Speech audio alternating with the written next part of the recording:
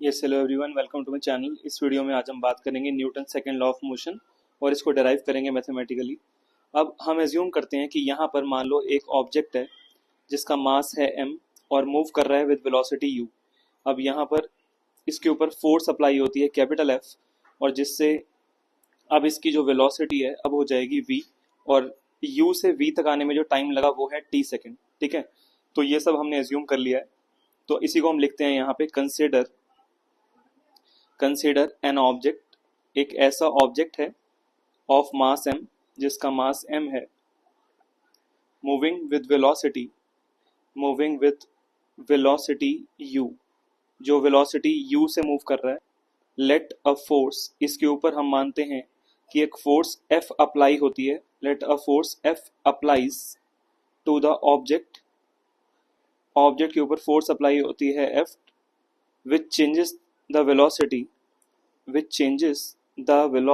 जिससे उसकी velocity change होती है। Which changes the velocity to v in time t second, in time t।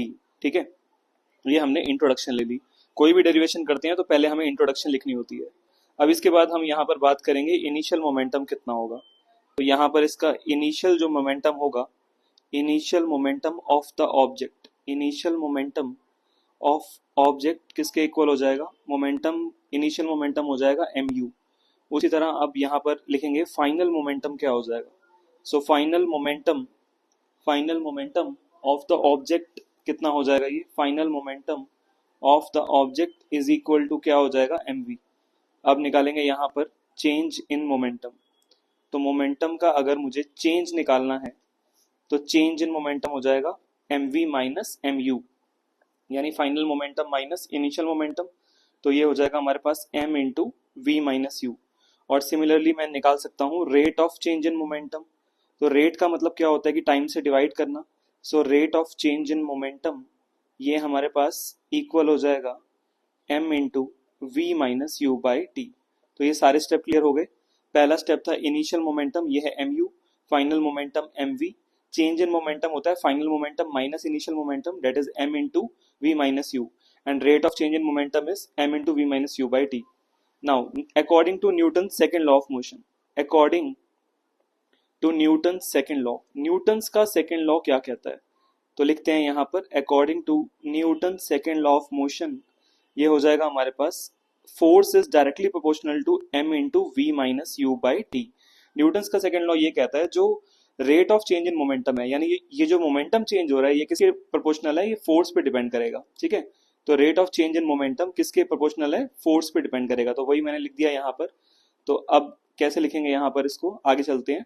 F is proportional to m into, अब ये जो हमने v minus u by t लिखा है ये किसके इक्वल होता है? ये फोर्स के इक्वल होता है। v minus u by T किसके इक्वल होता है? फोर्स के इक्वल होता है। तो v minus u by T acceleration के इक्वल होता है।